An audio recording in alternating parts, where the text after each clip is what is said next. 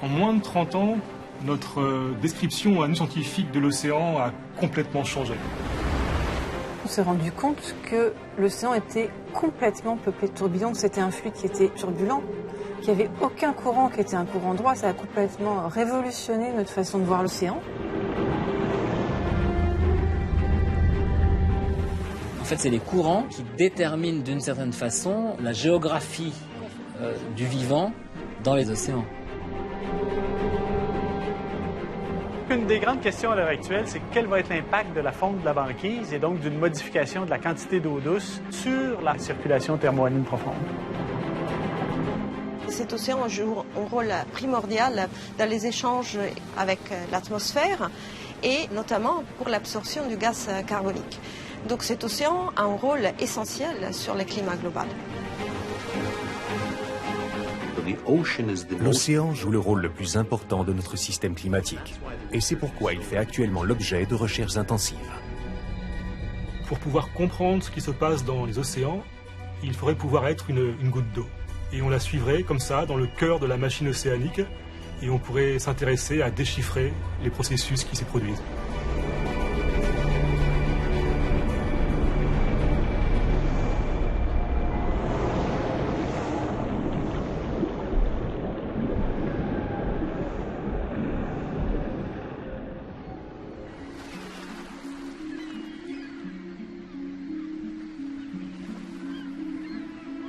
Longtemps pour l'homme, la mer est restée un monde relativement obscur. Une grande réserve à poissons que l'on parcourt sans trop se soucier de son fonctionnement interne, encore moins de son rôle dans l'existence de la vie. À la fin des années 80, on en sait plus sur l'espace que sur les océans, qui couvrent pourtant 70% de notre planète. Une planète qui justement donne alors des signes inquiétants de réchauffement.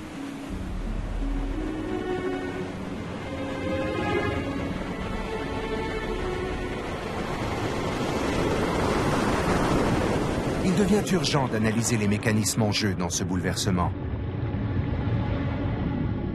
La communauté scientifique se tourne alors vers les océans.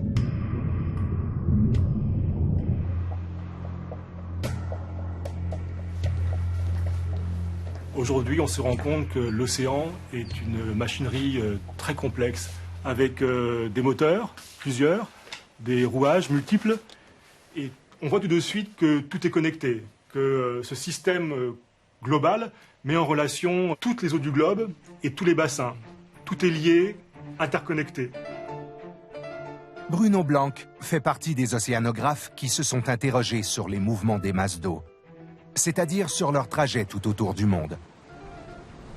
Pressentant qu'il y avait là comme une piste à suivre pour révéler les secrets de la machine océan. En fait, pour bien comprendre ce qui se passe dans les océans, il faudrait pouvoir être une goutte d'eau et pouvoir suivre son périple marin. Elle pourrait tomber par exemple dans l'océan, dans une des branches du Gulf Stream, au large de l'Irlande, et on la suivrait comme ça au cœur de la machine océanique, et on pourrait tenter avec elle de déchiffrer les mécanismes qui se produisent.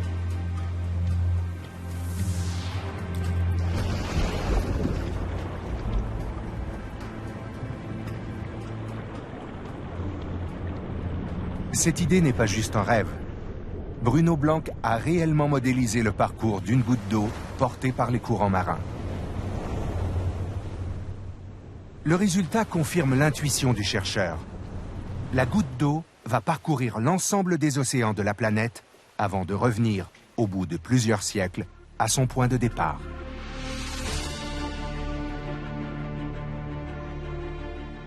Un immense circuit qui croise les phénomènes les plus remarquables de l'océan mondial. Partout où se concentrent aujourd'hui les recherches des scientifiques.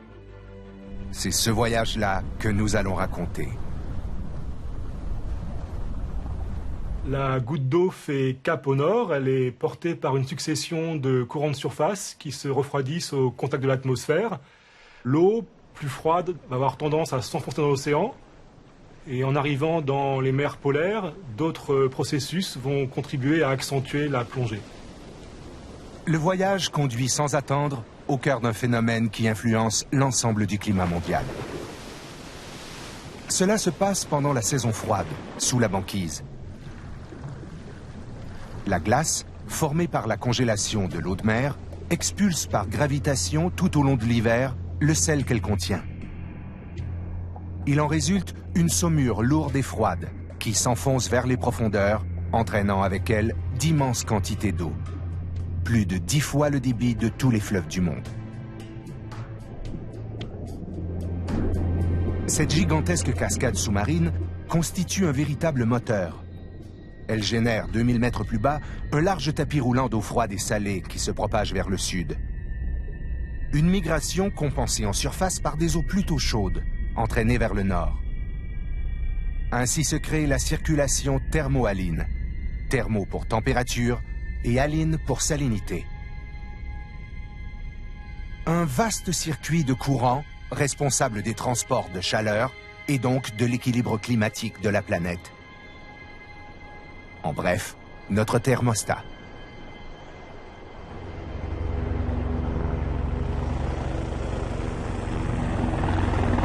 C'est précisément ce moteur arctique, indispensable à l'équilibre des températures, qui préoccupe aujourd'hui les scientifiques. Parce que c'est pas catastrophique si on s'en va à 603. Depuis près d'une vingtaine d'années, Louis Fortier multiplie les missions d'études sur le terrain et attire l'attention des décideurs sur les transformations en cours du milieu polaire.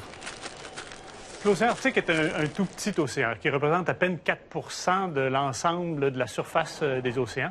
Mais c'est un océan qui a un rôle démesuré par rapport à sa taille parce qu'il influence énormément les courants de l'Atlantique Nord et de l'ensemble de l'hémisphère Nord. Mais au cours des dernières décennies, les très grandes découvertes en ce qui concerne l'Arctique, c'est évidemment la diminution rapide là, du couvert de glace et l'accélération aussi de la fonte du glacier sur le Groenland. Donc, à l'heure actuelle, avec la fonte de la banquise, les eaux de surface qui atteignent la mer du Groenland et la mer du Labrador sont de moins en moins salées, vont être de moins en moins denses au moment de la formation de la banquise, ce qui fait qu'on craint un ralentissement progressif de la circulation thermo-haline profonde. L'eau douce peut-elle réellement entraver le fonctionnement du moteur arctique? Et avec quelles conséquences sur le climat? En réalité, le phénomène s'est déjà produit il y a près de 13 000 ans, à la fin de la dernière période glaciaire. L'océan Arctique est alors un immense bloc de glace immobile, figé par un froid intense. Rien ne bouge jusqu'à ce que l'atmosphère se réchauffe.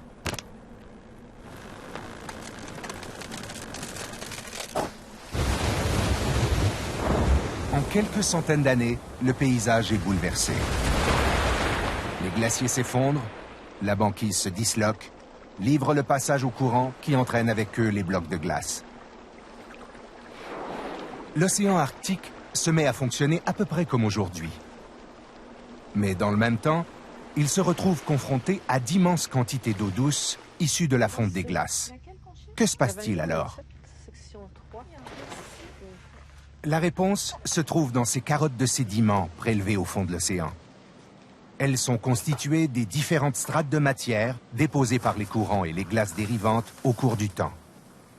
Et là, on va commencer à voir la déglaciation avec des intervalles marqués par un sédiment qui est beaucoup plus clair, qui est d'un brun léger. Ici, si je devais mettre un âge entre cet intervalle et celui-là, je dirais que quelque part par là, on est à 11 000 ans, 12 000 ans avant aujourd'hui. Ici, par exemple, c'est pas inintéressant. Claude Hilaire-Marcel s'est fait une spécialité de savoir lire et interpréter ces mystérieux cryptogrammes sédimentaires.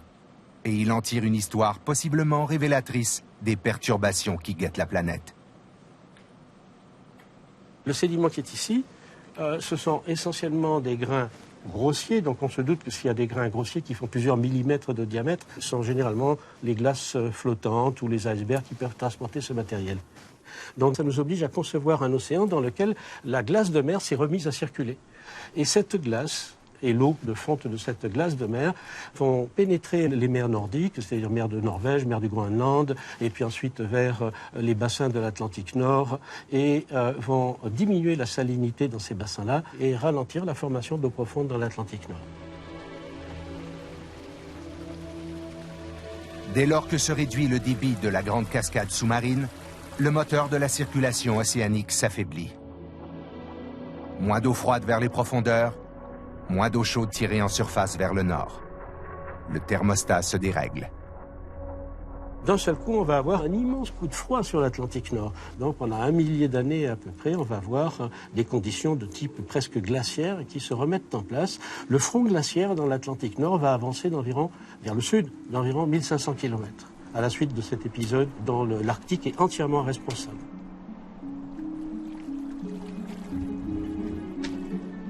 La conséquence d'une observation de ce genre, c'est de dire si dans l'avenir il y a beaucoup d'eau douce qui arrive dans l'Arctique, cette eau douce peut perturber significativement la circulation océanique générale.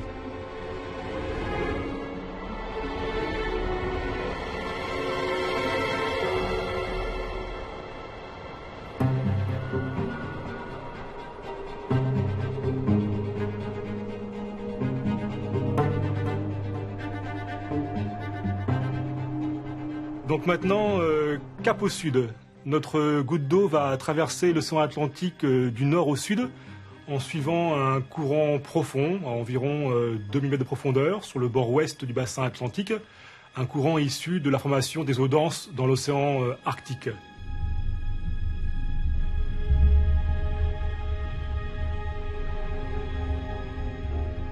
Une fois arrivé dans l'hémisphère sud, on arrive à un endroit stratégique pour le climat mondial, c'est l'océan austral.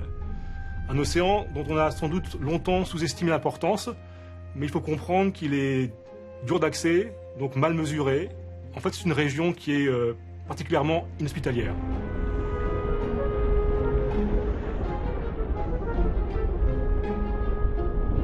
L'océan austral, une vaste masse d'eau tumultueuse qui encercle le continent antarctique.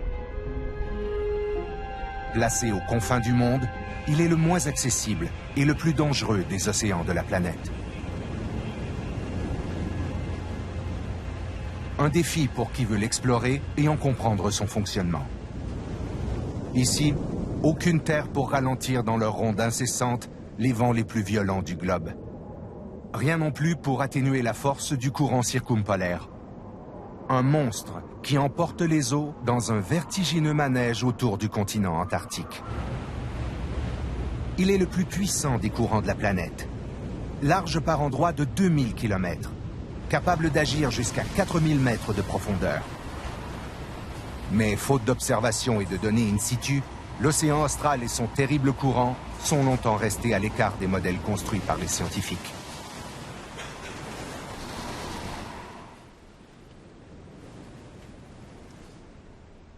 Sabrina Specht fait partie des chercheurs qui ont vite senti l'urgence d'en savoir plus sur cet océan à la mauvaise réputation. En 2004, elle monte l'un des premiers programmes d'envergure consacrés à l'étude des eaux antarctiques. Et depuis les années 90, on s'est rendu compte que cet océan fournissait des eaux qui étaient très importantes pour la circulation océanique globale. Et comme les campagnes étaient très rares, il fallait y aller pour comprendre beaucoup plus. Dans ce type de campagne, le but, c'est de mesurer les variables qui donnent une identité à ce qu'on appelle masse d'eau, c'est-à-dire la température, la salinité, la pression pour ce qui est de la physique et des éléments chimiques comme l'oxygène, pour avoir des séries temporelles qui nous montrent d'une part comment on puisse recréer les mouvements des masses d'eau dans cette région et donc comprendre les échanges au sud de l'Afrique entre les différents bassins océaniques, mais aussi comment ces eaux peuvent changer avec les temps. Donc la notion de variabilité, comme les temps varient dans l'atmosphère, aussi la circulation océanique peut varier d'une année à l'autre dans l'océan. Grâce entre autres aux campagnes menées par Sabrina Specht, les scientifiques sont parvenus à identifier les parcours suivis par les immenses volumes d'eau qui circulent autour du continent antarctique.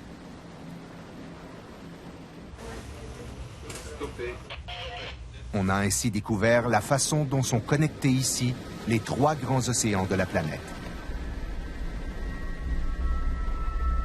En fait, tout s'organise autour du courant circumpolaire, qui agit comme une véritable courroie de transmission. Dans sa ronde incessante, il capte les eaux froides et profondes provenant des 3 grands bassins océaniques, c'est-à-dire l'Atlantique, le Pacifique et l'Indien. Il remonte lentement ces eaux vers la surface et les redistribue d'un océan à l'autre. Les résultats des campagnes ne sont pas encore tous analysés, mais ce qu'on peut dire aujourd'hui, c'est que cette circulation océanique globale est importante dans les échanges des chaleurs, par exemple, entre bassins océaniques différents, dans les échanges, interactions avec l'atmosphère et notamment pour l'absorption du gaz carbonique. Donc cet océan a un rôle essentiel sur le climat global. Mais les découvertes ne s'arrêtent pas là. D'autres observations amplifient encore le rôle de l'océan austral et forcent aujourd'hui les scientifiques à reconsidérer les modèles.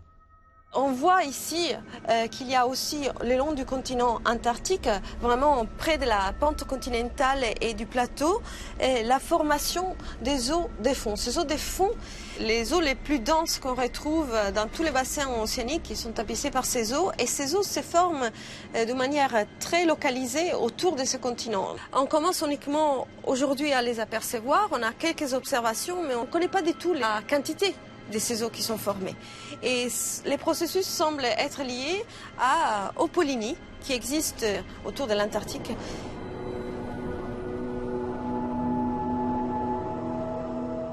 Les polynies sont d'immenses étendues d'eau, dépourvues de glace malgré les conditions extrêmes du climat. Dans l'Antarctique, les polynies sont formées par des vents très violents, appelés vents katabatiques, qui malmènent la banquise, la fracture et libère de vastes zones d'eau libre. Ces zones deviennent alors de véritables usines à glace, où la banquise se forme et se défait régulièrement. À chacun de ces cycles, elle expulse le sel qu'elle contient sous forme d'une saumure lourde et froide qui s'écoule vers le fond. En quelle quantité? Dans quelle direction? Ce sont là toutes les questions. David Barber est l'un des premiers à s'être penché sur le phénomène des polynies. Pour parvenir à en mesurer précisément les caractéristiques, il a choisi de les reconstituer artificiellement. Ils ont appelé ces mares des polynies. De tout temps, ces zones d'eau libre qui se trouvaient là où il y aurait dû y avoir de la glace ont intéressé les marins et les chasseurs de phoques et de baleines. Les polynies sont devenues quelque chose qui a beaucoup d'importance dans l'étude des 2 pôles de la planète, en particulier dans le cadre des changements climatiques. La raison de cela est que ces zones d'eau libre ont un comportement très différent de la glace qui les entoure. Pour étudier ces polynies, on peut soit se rendre en Arctique ou en Antarctique où elles se trouvent, et notre programme sur le terrain prévoit cela, ou alors, comme on a fait ici à l'Université du Manitoba, construire notre propre polynie.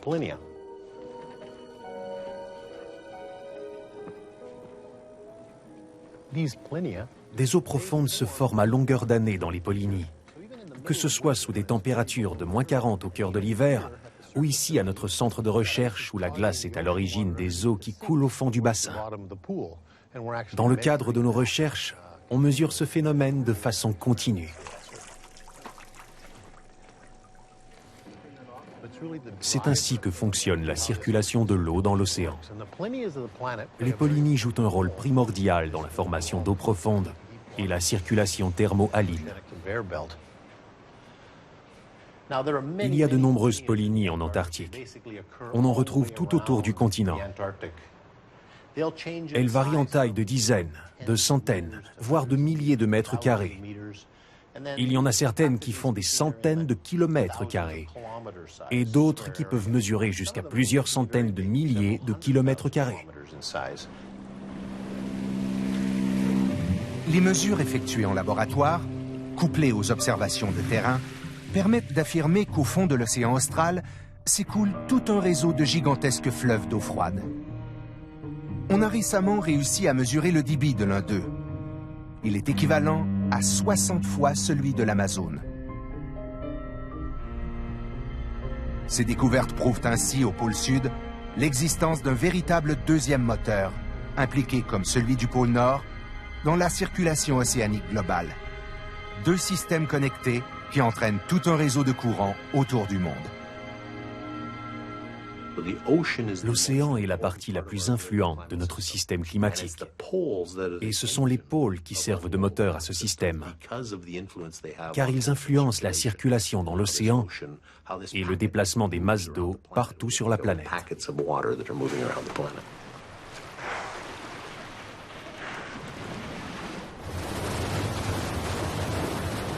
Plus on en découvre sur les courants et leurs effets, plus se fait sentir le besoin d'en savoir encore davantage, c'est-à-dire de les observer plus finement, plus complètement et de façon permanente. Mais comment techniquement se mettre à l'écoute d'un monde aussi vaste? Avec quels outils? L'une des solutions les plus ambitieuses passe par de petits engins sous-marins bardés de capteurs, véritable armée d'espions qui mesurent en permanence la température et la salinité de la surface jusqu'à 2000 mètres de profondeur.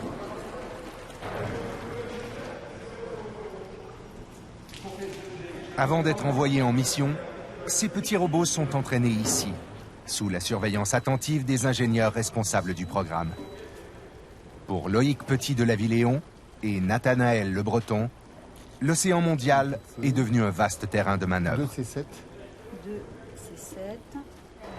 Et il y a une sacrée révolution avec ce type de programme Argo. Avant, on voulait observer un phénomène, quelque chose de bien précis. Il y a le bateau qui partait en mer, qui partait pendant un mois, il revenait, mais naturellement, on n'y revenait qu'un mois après, ou voire un an après.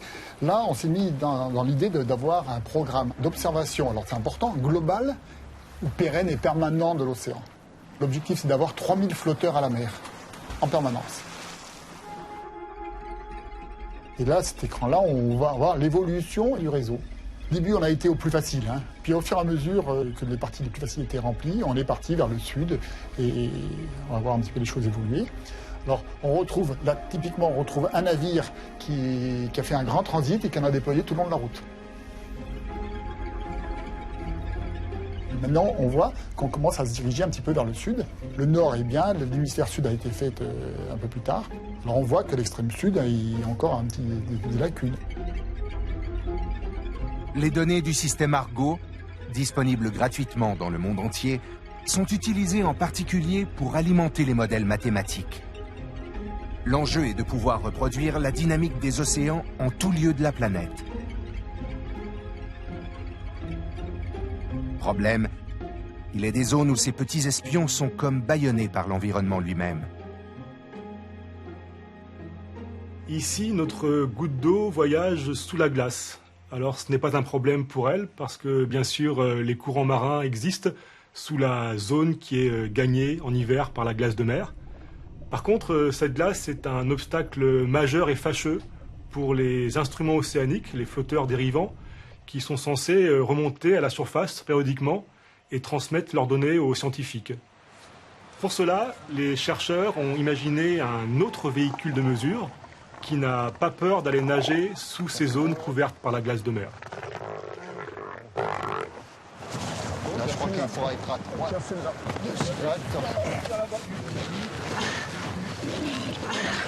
C'est le fait. Est-ce qu'il relâche ses nageoires? Ouais. Bon, ben là, je pense qu'il dort. Vous pouvez commencer à jumper. Il faut savoir que ces éléphants de mer sont des plongeurs remarquables. Des enregistreurs de plongée avaient été posés sur ces animaux et montré qu'ils étaient capables de plonger au-delà de 1500 mètres. Attention parce qu'il se réveille, mettez-vous bien. Nous avons utilisé une nouvelle génération de balises Argos qui nous permettait d'une part de suivre le déplacement en mer de ces animaux, mais d'étudier tout au long de ce déplacement le comportement de plongée des éléphants de mer et de mesurer lors de ces plongées la température et la salinité des masses d'eau traversées par ces éléphants de mer. Et donc de caractériser d'un point de vue océanographique les habitats, les zones où les éléphants de mer allaient concentrer leur activité de pêche.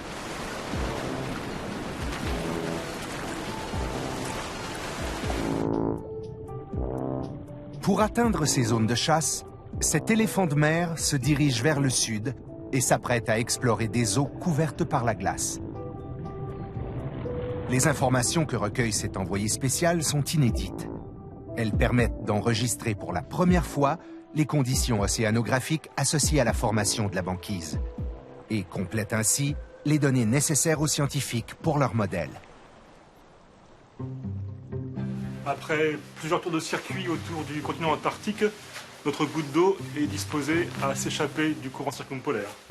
Alors il y a bien sûr plusieurs portes de sortie possibles, mais l'une des principales en intensité, c'est vers le Pacifique. Les eaux, à l'approche du continent sud-américain, bifurquent vers le nord et vont suivre la côte, d'abord du Chili, puis du Pérou. C'est le courant de Humboldt. Eh bien, ce courant de Humboldt nous permet d'aborder un phénomène essentiel dans la circulation des masses d'eau.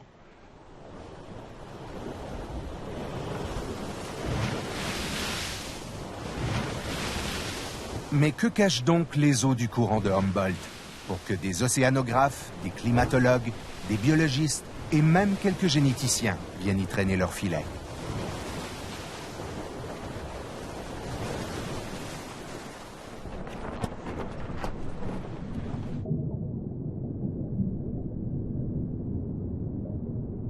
Pour les scientifiques de l'expédition Tara, engagés dans une vaste campagne sur toutes les mers du globe, il y a ici des trésors à découvrir. Leur sujet d'étude réside dans ces eaux en quantité astronomique.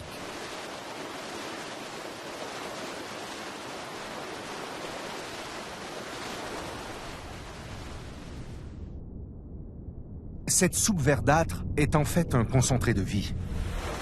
Elle contient l'origine même de notre existence, mais aussi ce qui nous permet aujourd'hui de vivre et de respirer sur la Terre, le plancton. Bon, le plancton, c'est très intéressant pour plein de raisons. D'abord, la première raison, c'est que c'est notre machine à produire de l'oxygène. Il y a 50% de l'oxygène qui est produit qu'on respire, qui est produit par le plancton.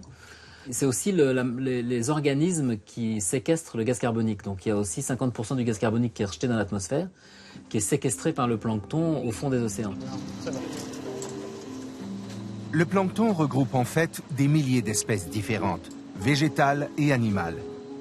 Mais elles ont toutes en commun une caractéristique. Leur existence est entièrement conditionnée par les courants marins grâce auxquels elles prolifèrent et se déplacent. Sur les côtes du Pérou en particulier, l'exceptionnelle abondance du plancton est due à des remontées d'eau froide et profonde, très riches en nutriments nécessaires à leur développement. Ce courant vertical des eaux, appelé upwelling, est généré par des vents qui soufflent ici de façon régulière d'est en ouest. Il pousse les eaux de surface, plutôt chaudes, vers le large et force les eaux du fond, plutôt froides, à remonter vers la côte.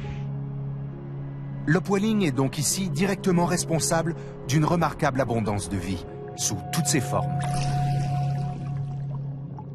Alors l'autre chose importante avec le plancton, c'est que c'est évidemment la base de la chaîne alimentaire. Et les algues unicellulaires sont mangées par du zooplancton, qui lui-même est mangé par les poissons, par les baleines. Et donc dès qu'il y a beaucoup de plancton, comme dans les upwelling, on a beaucoup de vie, beaucoup de poissons, et du coup la pêche.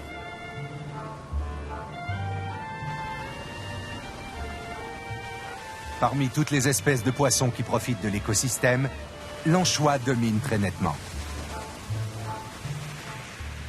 Une prolifération qui fait de cette région, en volume, la première zone de pêche au monde. Elle représente moins de 1% de la surface océanique, mais fournit 20% des prises au niveau mondial.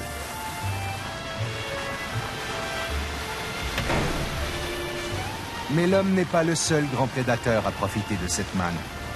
D'autres, comme les lions de mer ou les grands oiseaux, participent aussi au festin. C'est ainsi un très vaste système, à la fois économique et écologique, qui s'est construit ici, sur le mouvement des eaux.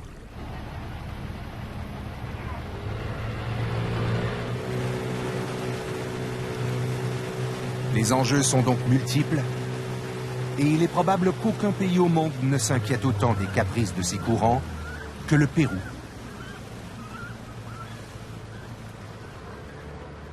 Problème, comment surveiller les fluctuations d'un système aussi complexe? Par quelle boule observer pour mesurer les effets de la variation des courants sur toute la chaîne des prédateurs? Ça y est, on arrive là. Voilà. Ah il y a les gardiens qui nous attendent sur le quai. Sophie Bertrand et Yann Tremblay ont choisi d'étudier les grands oiseaux marins et de chercher les liens qui existent entre leur comportement et le phénomène qui est ici à la base de tout, le fameux upwelling.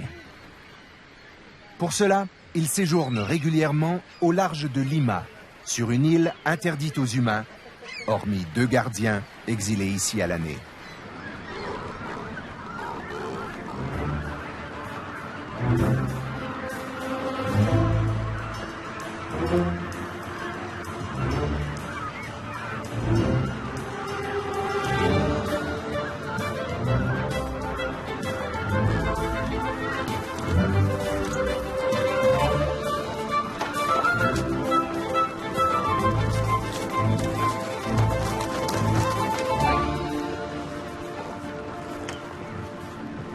Alors là, on a capturé donc un cormoran, le cormoran guanaï, qui est un des résidents de cet écosystème et qui se développe en très grand nombre ici, comme on a pu le voir dans la colonie. Donc là, on a capturé un animal, on a mis un GPS sur son dos pour pouvoir le suivre en mer. Alors ça se fait pas en temps réel. C'est pour ça qu'il faut qu'on le recapture une seconde fois pour enlever le GPS, pour pouvoir savoir où est-ce qu'il est parti.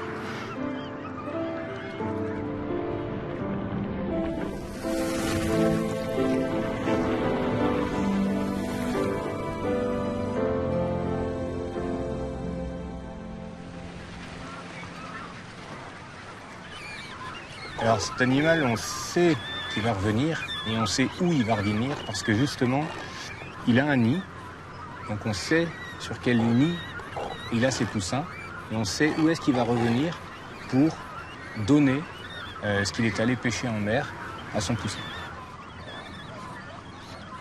Parce que les façons d'observer ce qui se passe dans l'écosystème, il n'y en a pas 1000. Il y a en premier lieu les campagnes scientifiques. Donc ça signifie mettre un bateau en mer avec plein d'appareillages scientifiques. Ça se fait beaucoup ici au Pérou, mais on en a entre 2 et 4 par an. Venir équiper quelques oiseaux avec un GPS, c'est beaucoup plus léger en termes de logistique. Donc on peut très bien utiliser ces animaux comme des indicateurs en temps réel de ce qui se passe dans l'écosystème. Voilà, on n'y voit plus rien. C'est comme avant.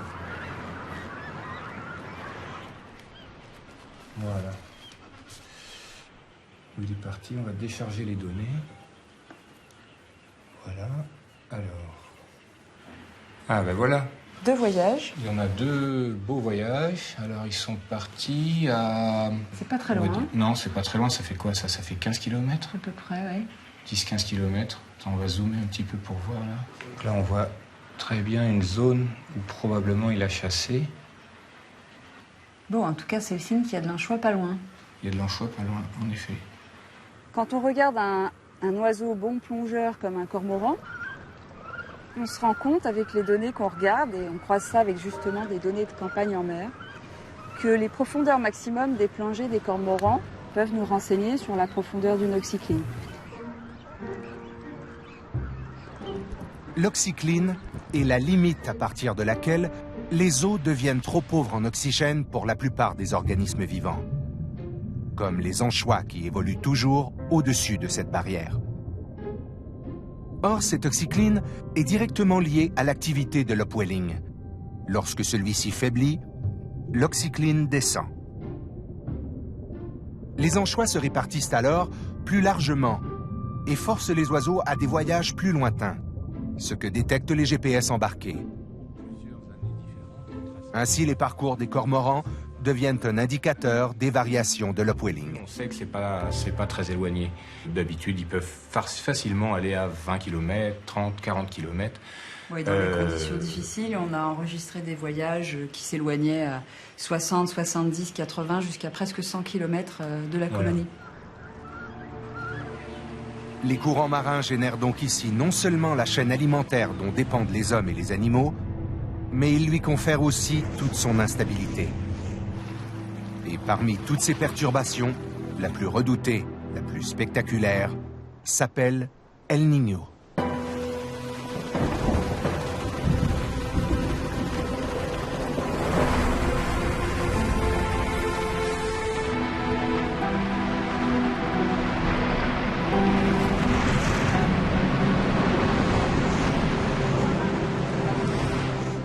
phénomène se reproduit 2 à 3 fois tous les 10 ans de façon irrégulière.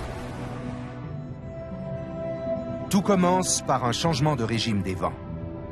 Les alizés qui entretenaient l'upwelling ralentissent et même s'inversent. Résultat, les eaux froides qui remontaient vers la côte sont remplacées par des courants chauds revenant du large. Il en résulte une vague de perturbations atmosphériques qui touche surtout les zones tropicales. Les précipitations et les cyclones se déplacent vers le continent américain. Pendant ce temps, de violents épisodes de sécheresse sévissent du côté de l'Indonésie et de l'Australie.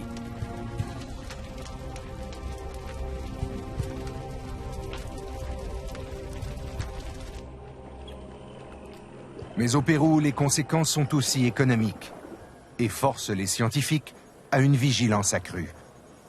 Il s'agit d'anticiper au mieux sur le désastre annoncé.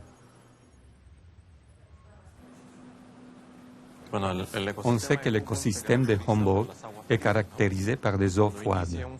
La température de l'eau de la mer en superficie se situe entre 13 et 20 degrés. Changement de température des eaux, diminution de la production de plancton. Au Pérou, c'est tout l'écosystème qui est bouleversé. Naturellement, cela affecte les espèces qui se nourrissent de phytoplancton et zooplancton, notamment l'anchois du Pérou. Cela affecte non seulement son processus d'alimentation, mais l'anchois lui-même, habitué à vivre dans des températures de 15 ou 16 degrés. Et lorsque survient le phénomène El Niño dans la zone nord du Pérou, les températures atteignent entre 25 et 28 degrés.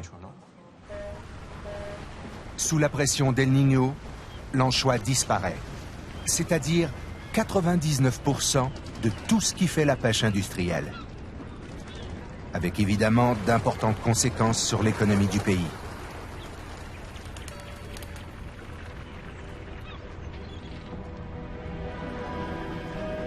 Aujourd'hui, au Pérou, on a appris à mieux prévoir le phénomène, son intensité, et donc à gérer en conséquence les stocks de poissons.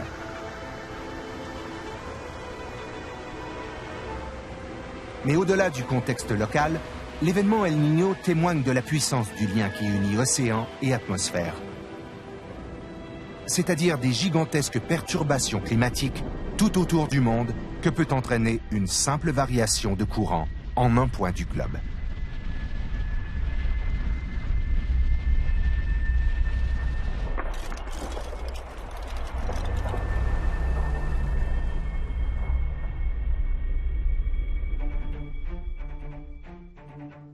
Là, notre goutte d'eau part pour un très long voyage, essentiellement dans les couches de surface, c'est-à-dire les 2 à 300 premiers mètres de la colonne d'eau.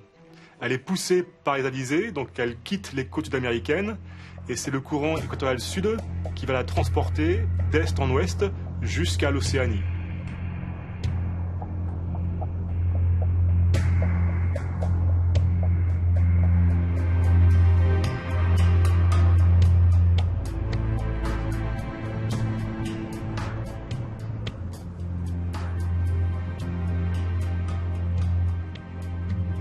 Sitôt sur le bord ouest du Pacifique, notre goutte d'eau est capturée par le sous-courant équatorial, qui la renvoie vers l'Amérique. C'est un courant qui est singulier parce qu'il coule à 100 mètres de profondeur, centré à l'équateur, et surtout il coule en sens opposé des courants de surface et des vents, bien sûr.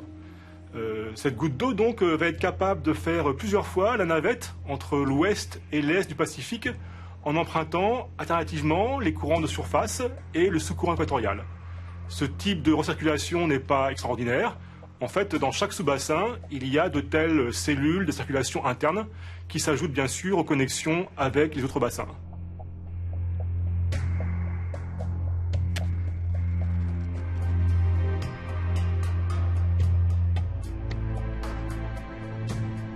Un grand manège qui irrigue les océans de sa substance vitale, c'est-à-dire le plancton. Pour cette raison, les scientifiques cherchent aujourd'hui à mieux comprendre l'effet des courants sur tous les micro-organismes qui permettent à la planète de respirer et de se nourrir. Mais comment visualiser cette interaction?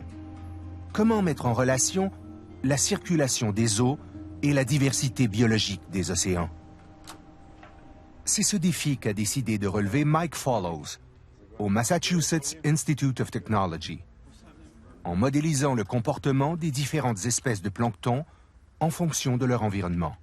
Pour cela, le chercheur a reproduit les caractéristiques physiologiques de ces micro-organismes et les a introduits dans un modèle global de l'océan. Mike Follows est ainsi parvenu à créer un monde virtuel dans lequel vivent et évoluent en couleurs les différentes communautés de plancton selon les courants, les variations de température et de salinité. Telles que les choses se passent de façon invisible dans la réalité. Ce film nous montre ce qu'on ne parvient pas encore à mesurer de façon précise dans l'océan, ou qu'on peut mesurer, mais qu'on n'a pas encore eu l'occasion de faire. Il nous montre la diversité du phytoplancton. Si on l'a déjà analysé dans certains secteurs, grâce à cette modélisation, on peut déterminer combien d'espèces différentes coexistent au même endroit. On peut noter par exemple la biodiversité présente dans le Kuroshio, où se retrouvent de nombreuses espèces de phytoplancton qui vivent en concurrence. Ce phénomène est causé par la présence de plusieurs courants venant de directions diverses, ainsi qu'une abondance de ressources alimentaires. Ceci nous donne une idée des biomes présents dans l'océan. De la même façon qu'on trouve sur la terre ferme des secteurs où poussent des plantes tropicales, des savanes, des forêts de sapins en montagne. L'océan recèle de nombreux biomes qui se transforment avec le temps.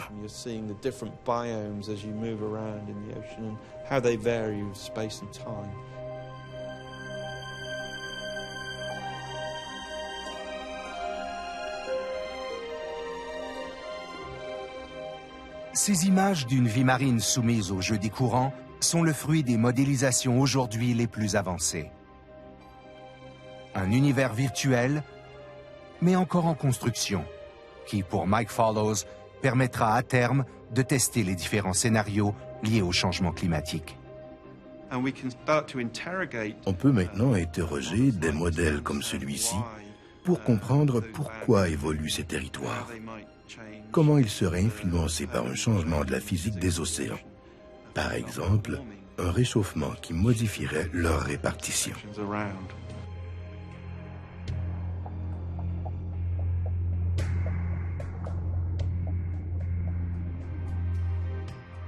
Notre goutte d'eau continue toujours vers l'ouest, poussée par le courant équatorial de surface.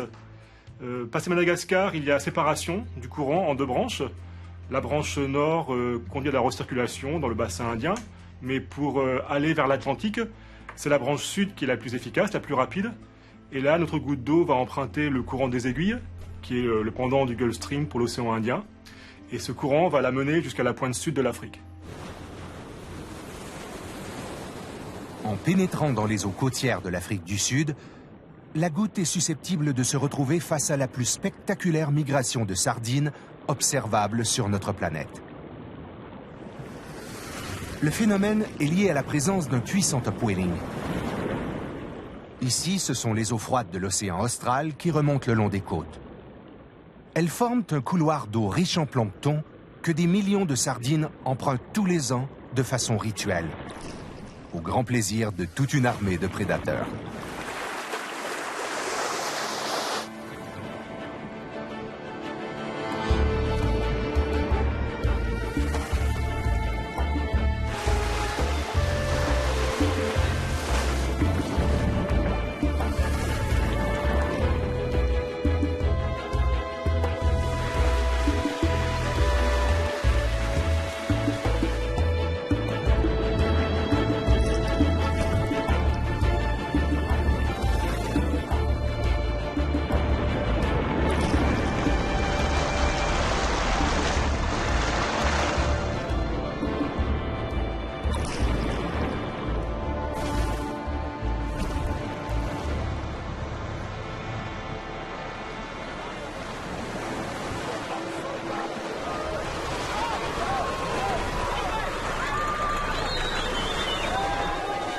Si elle échappe au banc de sardines, la goutte ne pourra éviter les étranges remous du courant des aiguilles. Ça bouge pas mal là, hein. Notre goutte d'eau est capturée par un tourbillon océanique. Donc là, on est au cœur d'un autre phénomène qui captive les scientifiques depuis longtemps, mais dont on mesure aujourd'hui toute l'importance pour l'échelle climatique et pour les écosystèmes. Un tourbillon. Mais comment le repérer? Comment le voir? En réalité, une telle structure est indécelable depuis la Terre. Même en prenant de la hauteur avec un avion, elle demeure le plus souvent invisible.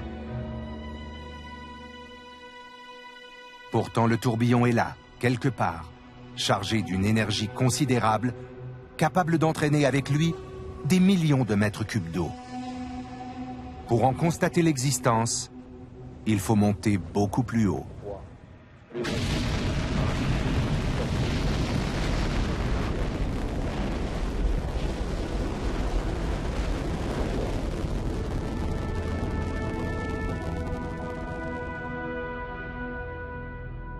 Seuls les satellites sont capables de repérer et de suivre les déplacements de ces étranges vortex océaniques. En particulier, grâce au système embarqué qui mesure le relief des océans et décèle les déformations générées à la surface par les tourbillons.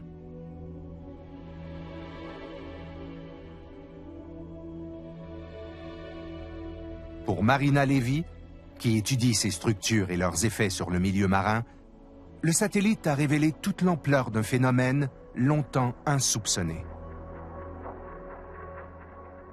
Avant, il y avait des bateaux qui se rendaient bien compte qu'il y avait des tourbillons et donc on avait identifié ce qu'on appelait des tourbillons cohérents, les anneaux du Gulf Stream en particulier.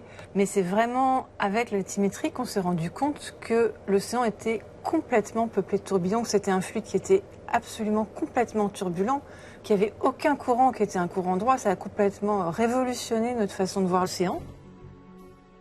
Il y a des milliers de tourbillons dans l'océan. Ces tourbillons sont complètement en interaction les uns avec les autres.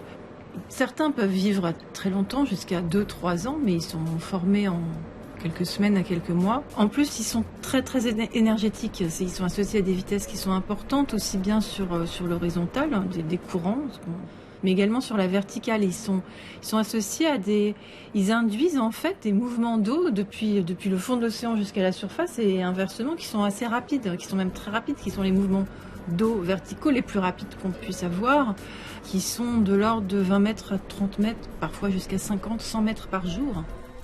Les tourbillons se forment essentiellement à la croisée des courants marins. Au sud de l'Afrique, le choc entre le courant circumpolaire et le courant des aiguilles est si violent qu'il produit des tourbillons capables de traverser l'Atlantique en quelques mois et d'embarquer avec eux la goutte d'eau.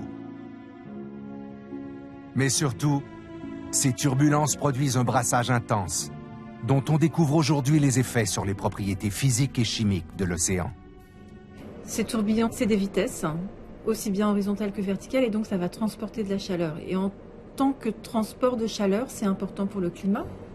En plus, ces tourbillons, ils vont aussi avoir un rôle sur le carbone. Ils contribuent au piégeage du carbone par l'océan. En agitant les eaux verticalement, les tourbillons activent en effet la production du plancton, grand consommateur de carbone. En même temps, ils entraînent vers les abysses des eaux dans lesquelles s'est déjà dilué le gaz carbonique de l'atmosphère. Ainsi, ces turbulences longtemps ignorées se révèlent avoir un véritable impact sur la machine climatique. Donc aujourd'hui, on est en train d'essayer de comprendre quel est, de manière plus quantitative en fait, quel est le rôle de ces tourbillons sur le cycle du carbone. C'est clair qu'aujourd'hui, on ne peut plus les oublier dans nos bilans de carbone.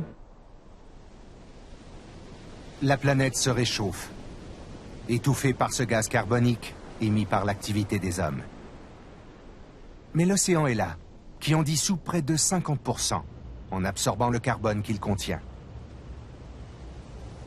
Jusqu'à aujourd'hui, ce processus a permis de ralentir l'inquiétante évolution du climat. Mais pour combien de temps? Quelle est la capacité d'absorption du carbone dans l'océan? C'est ce bilan-là que la communauté scientifique tente aujourd'hui d'établir. Problème, les échanges de carbone entre l'océan et l'atmosphère sont très complexes à quantifier Et surtout, il fonctionne dans les deux sens.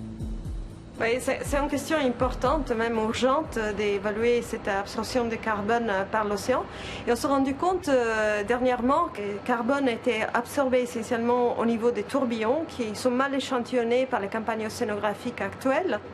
Et sinon, là où on a formation d'eau profonde au dos des fonds, donc cela veut dire essentiellement dans les régions de l'océan Atlantique Nord et dans l'océan Austral. Mais en même temps, les eaux profondes chargées en carbone qui proviennent de l'Atlantique Nord remontent à la surface au sud du courant circumpolaire et ils remettent ce carbone dans l'atmosphère. Et ceci rend difficile une évaluation précise de ce qui entre au niveau du carbone dans l'océan par rapport à ce qui sort. Difficile aujourd'hui d'établir un bilan global de l'absorption du carbone.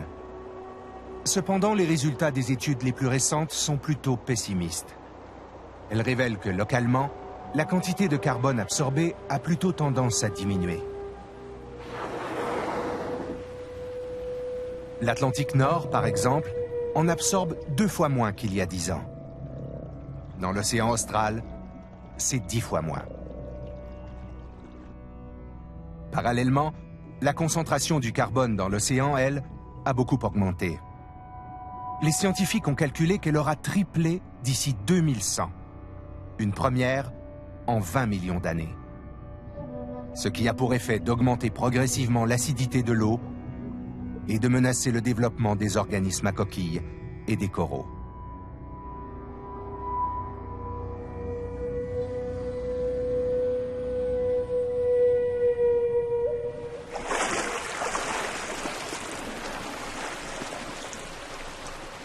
Donc, l'océan global a joué un rôle jusqu'à maintenant extrêmement important là, pour réabsorber, pour séquestrer nos excès de gaz carbonique dans l'atmosphère.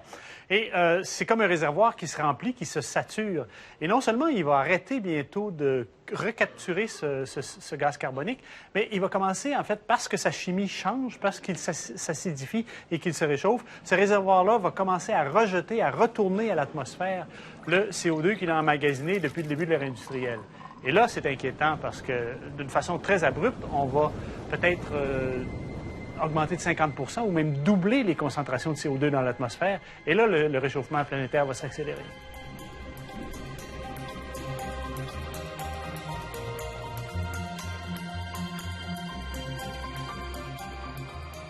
Arrivé au voisinage des côtes sud-américaines, le tourbillon a perdu l'essentiel de son énergie. Il se désagrège et libère son contenu. La goutte d'eau n'est donc plus captive, on la voit franchir l'équateur et elle est reprise par la cellule de circulation principale de l'Atlantique Nord. La goutte aura mis près de 650 ans pour faire son tour du monde. Cependant, afin de coller à la nouvelle vision des océans, il faudrait maintenant regarder de très très près son parcours et la voir suivre tous les méandres du Gulf Stream, récemment rebaptisé le Seigneur des Anneaux par les scientifiques eux-mêmes.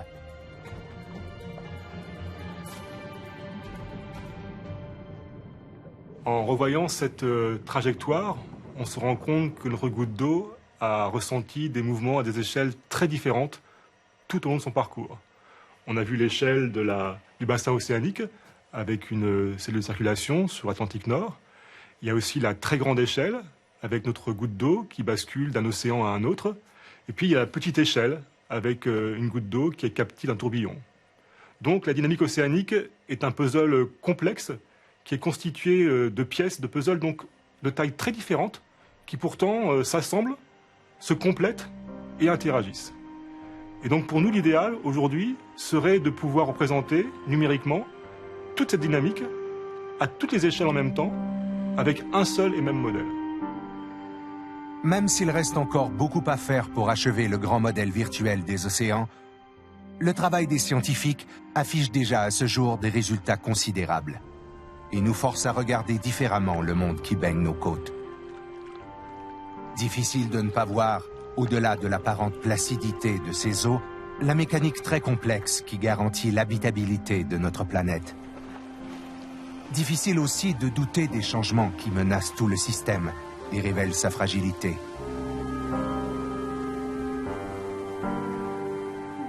Jamais il n'a été aussi clair que notre existence, passée et future, est intimement liée au mouvement qui anime le cœur des océans.